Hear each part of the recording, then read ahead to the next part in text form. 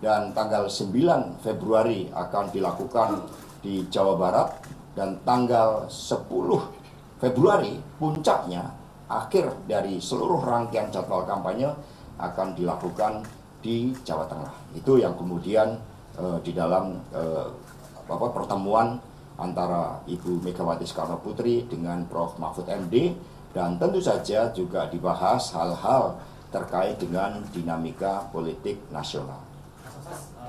Kemudian terkait dengan saksi, kami sudah membangun sistem di dalam Badan Saksi Pemilu Nasional.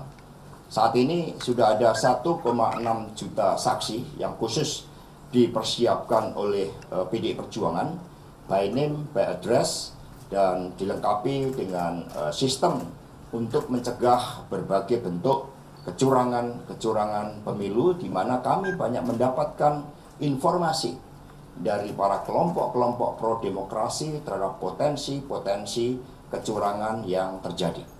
Misalnya di Jawa Timur, kepala daerah kami ada yang ditelepon oleh oknum aparat yang kemudian meminta suara setiap TPS, setiap desa itu dapat dikumpulkan 100 suara untuk partai yang dekat dengan kekuasaan. Nah, inilah kemudian tim hukum kami terus bergerak mensikapi terhadap berbagai bentuk intimidasi yang terjadi. Dengan demikian, saksi pemilu nanti punya tugas untuk mengawal setiap suara rakyat. Dan gerakan-gerakan dari civil society kami sangat bersyukur karena mereka akan membangun kekuatan jejaring kawal pemilu sampai di tingkat TPS, sehingga berbagai upaya untuk membangun pemilu jurdil melalui pengawasan secara langsung oleh rakyat, oleh kelompok-kelompok pro-demokrasi, dan juga oleh partai politik akan dilakukan dengan sebaik-baiknya. Ya. Soal pertemuan Prabowo sama Pak Jokowi kemarin, Yang di Magelang. Pertemuan kemarin itu kan dalam rangka juga ada agenda negara terkait dengan peresmian di Akademi Militer Magelang, dan kemudian memunculkan banyak respon dari publik karena dianggap sebagai kelanjutan dari pernyataan dari Bapak Presiden Jokowi ketika menyatakan akan berpihak dan sebagai presiden itu boleh kampanye. Kemudian memunculkan suatu respon sentimen negatif yang begitu besar, termasuk kemarin ketika makan, ya, karena yang mau dimakan mungkin jagung nggak tumbuh-tumbuh, maka dapatnya makan bakso. Ya. Sesuai saya izin kembali ke tadi soal Pak Mahfud dan juga walaupun masih menjadi hak dari Pak Mahfud untuk mundur atau tidak, tapi apakah dalam pertemuan dengan Ibu Mega terus menyarankan juga untuk kata baiknya mundur, karena infonya ini tinggal menunggu pertemuan dengan Pak Jokowi saja antara Pak Mahfud. Terkait dengan mundurnya Prof. Mahfud, sebenarnya sudah dirancang antara Pak Ganjar Pranowo dan Prof. Mahfud MD bersama dengan partai politik pengusungnya, PD Perjuangan, P3, Perindo, dan Hanura, di dalam rapat dengan TPN beberapa waktu yang lalu.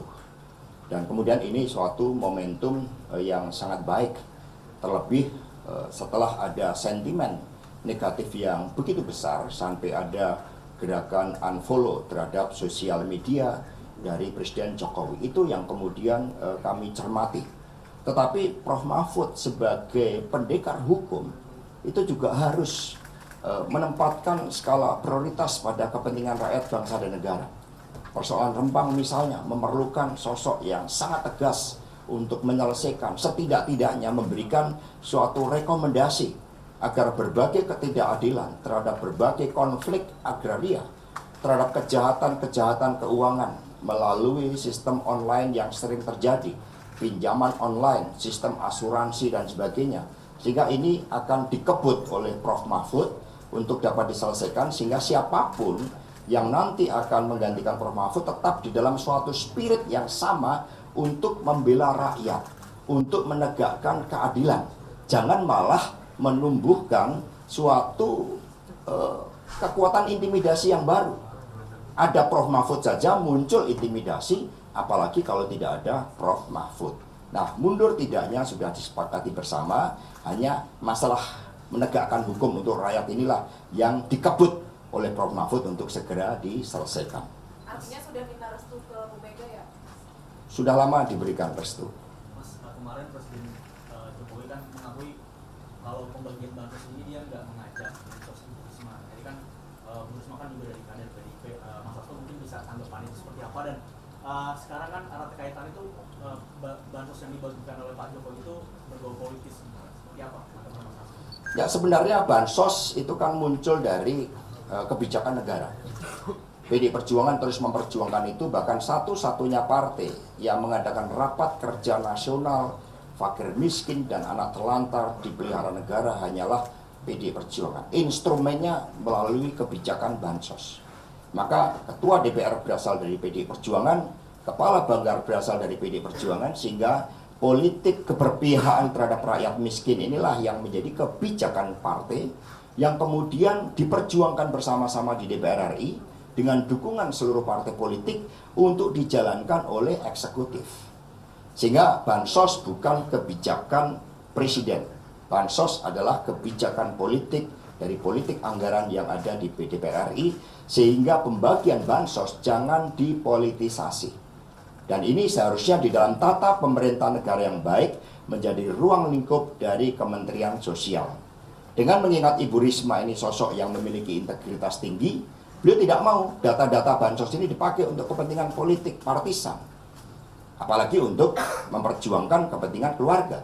Maka kemudian mengapa dengan sikap Ibu Risma yang sangat kokoh pada integritas itu, lalu Ibu Risma tidak diajak, termasuk di dalam kebijakan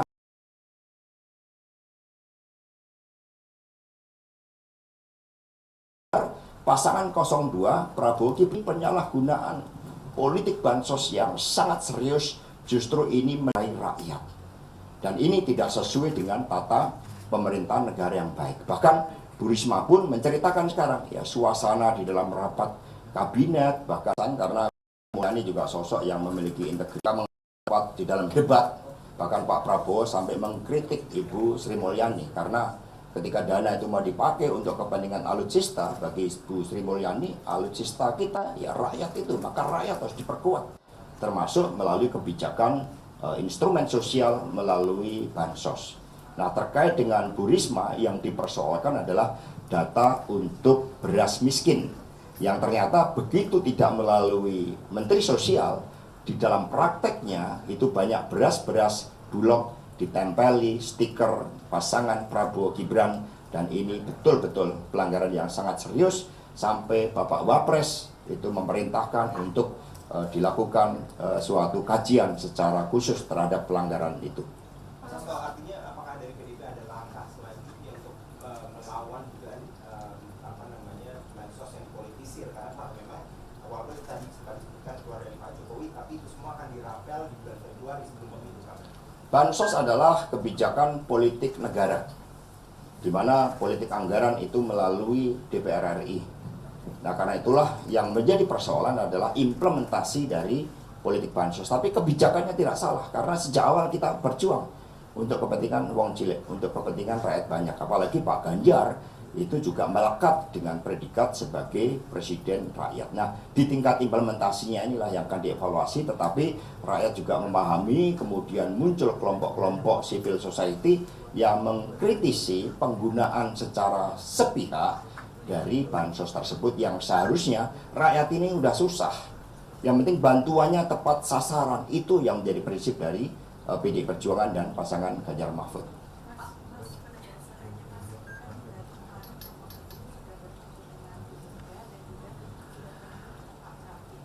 Prof Mahfud sudah bertemu dengan sebelumnya dengan Pak Usman Sabta, kemudian kemarin dengan Ibu Mega, hari ini dengan Pak Haritanu, dan sebelumnya juga sudah bertemu dengan Pak Mardiono. Jadi ini merupakan pertemuan rutin yang dilakukan mencermati dinamika politik nasional. Maka hasil-hasil pertemuan itu kemudian dibawa di dalam pertemuan antara Prof Mahfud dengan Bapak Menteri Sekretaris Negara. Jadi clear ya. Bagaimana? Ya tadi kan kami sampaikan bahwa momentum itu sebenarnya sudah muncul ketika rakyat merespon sangat negatif ya terhadap pernyataan dari Bapak Presiden Jokowi yang kemudian dinilai sebagai presiden seharusnya berpihak pada kepentingan rakyat, bangsa dan negara, tetapi kemudian melanggar berbagai prinsip-prinsip yang seharusnya pada periode kedua beliau itu dengan membangun legasi untuk menjalankan pemilu dengan sebaik-baiknya, tapi ternyata apa yang menjadi perintah dari konstitusi kita untuk seorang pemimpin itu berpihak pada kepentingan seluruh rakyat Indonesia tidak dijalankan dengan baik. Tetapi pada saat bersamaan, Prof. Mahfud sebagai abdi negara juga punya tanggung jawab untuk memberikan rekomendasi setidaknya terhadap berbagai masalah yang berkaitan hajat hidup orang banyak, khususnya konflik agraria, kejahatan terkait dengan keuangan, korupsi, dan kemudian inilah yang kemudian dikebut dalam beberapa hari ke depan oleh Prof. Mahfud MD. Mas-masan Pak, Bang Mahfud ada kemungkinan pernyataan Bunda Soekarno Putra Pak. Ya. Dan kalau misalkan Ganjar Mahfud yang menang, maka nasib Presiden Jokowi itu bagaimana Pak?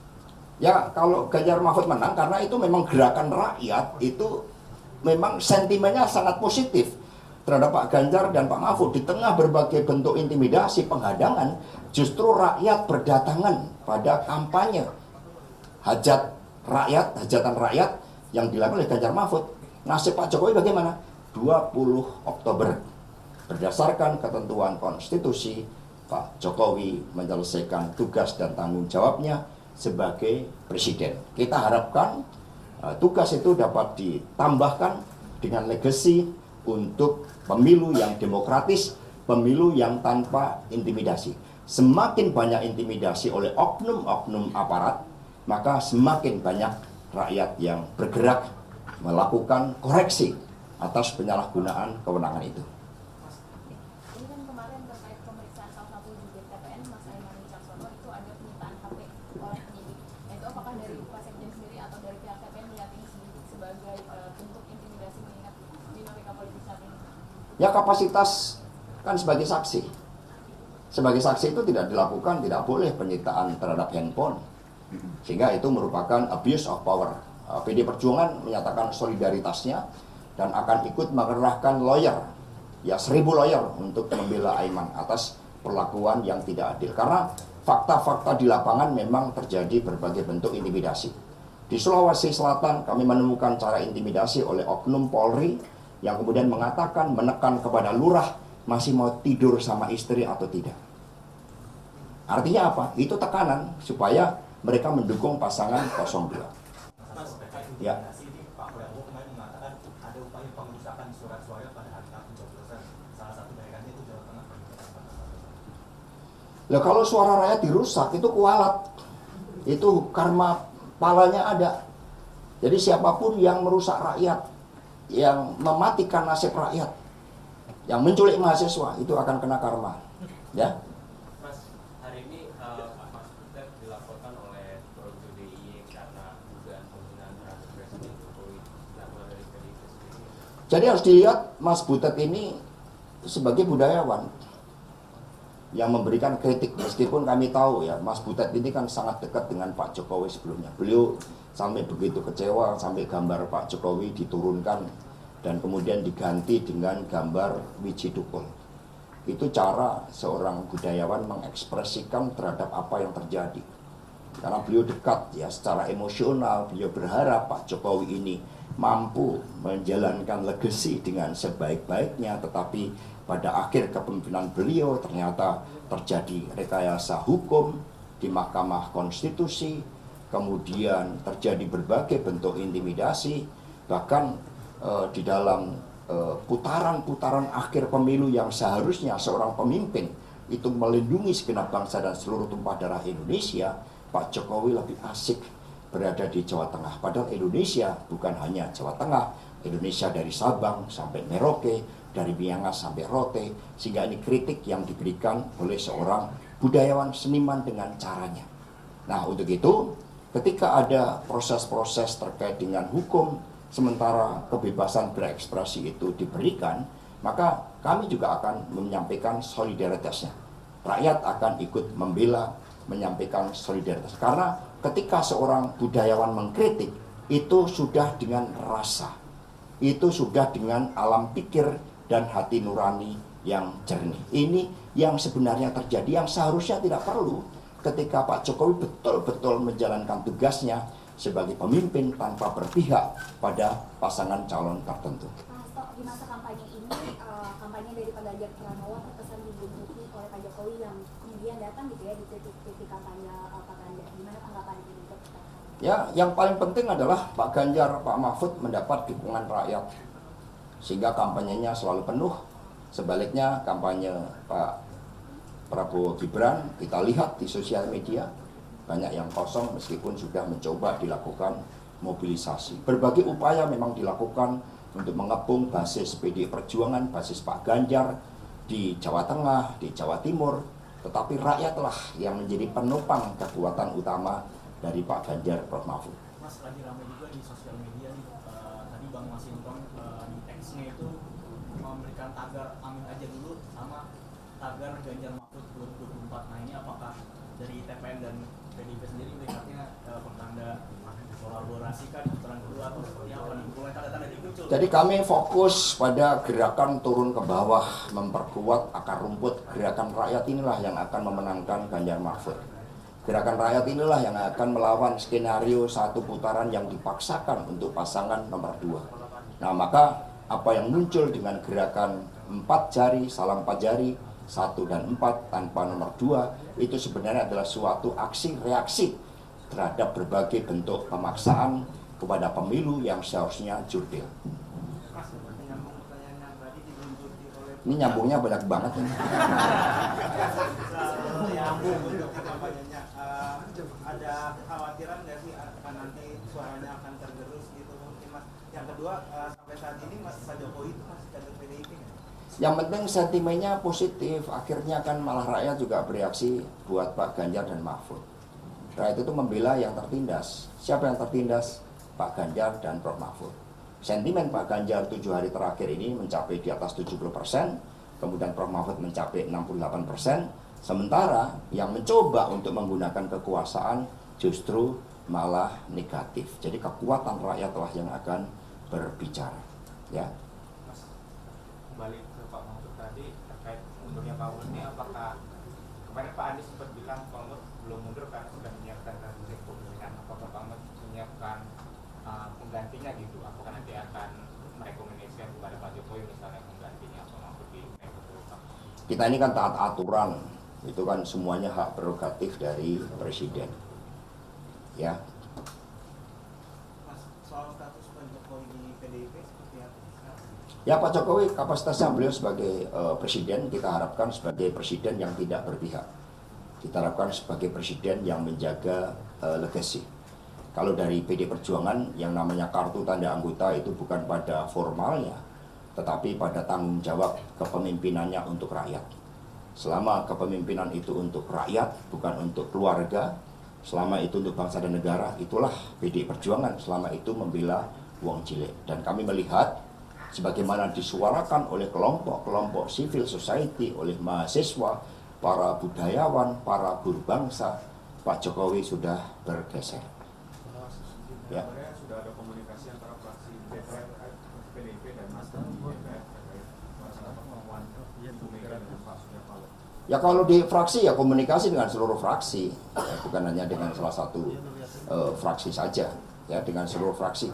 Bahwa berbagai intimidasi akhirnya menciptakan suasana psikologis untuk saling berkomunikasi, itu ya, itu wajar. Tetapi yang penting bagi PD Perjuangan bersama P3, Perindo, Hanura, dan gerakan para relawan untuk Ganjar Mahfud, kami fokus untuk menangkan Pak Ganjar, Prof. Mahfud sebagai pemimpin rakyat, pembela wong cilik yang fokus pada masalah ekonomi untuk menciptakan lapangan kerja dan mengatasi naiknya harga-harga kebutuhan pokok rakyat, serta membangun demokrasi, menempatkan rakyat sebagai sumber kedaulatan tertinggi.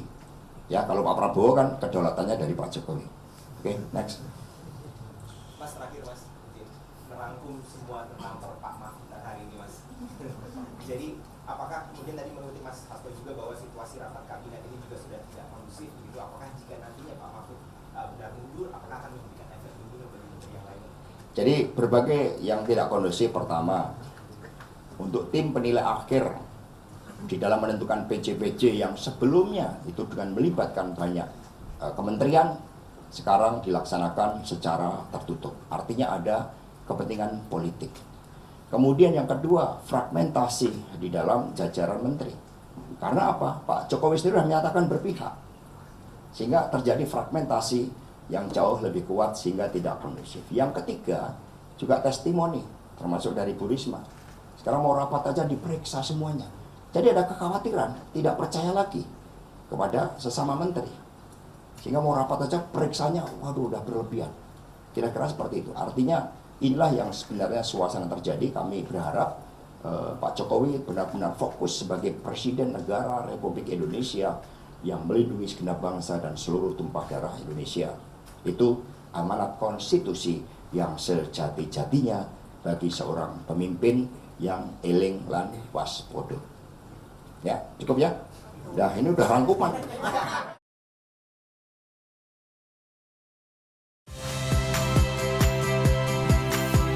Saya Iriana Mardanus.